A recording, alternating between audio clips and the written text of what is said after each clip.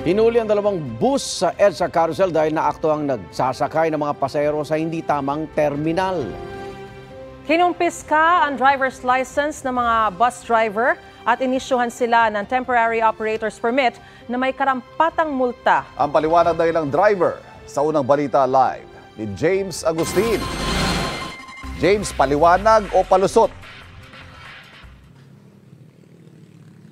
Igan, Maris, Ivan, good morning. Maaga nagsagawa ng operasyon ng mga operatiba ng SAIC sa EDSA Busway laban doon sa mga carousel bus na nagsasakay ng mga pasahero sa hindi terminal. Bago mag alas 5 ng umaga nang mahuli kanina ang isang carousel bus matapos magsakay ng pasahero bago pa dumating ang Guadalupe Station southbound sa Makati.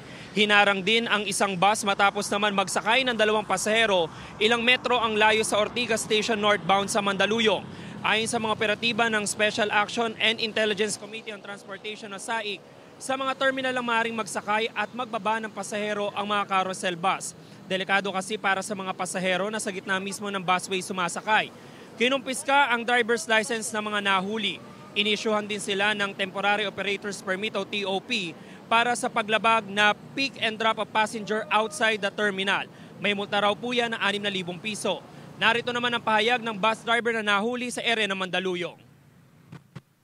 Hindi ko naman pwede tumakbo kasi may naglalakad sa daan eh. Hindi sinakay ko na lang para hindi makaipit.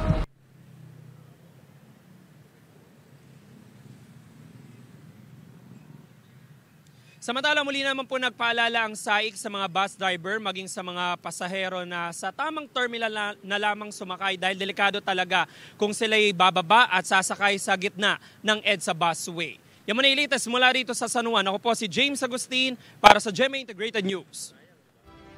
Igan, mauna ka sa mga balita. Mag-subscribe sa GMA Integrated News sa YouTube.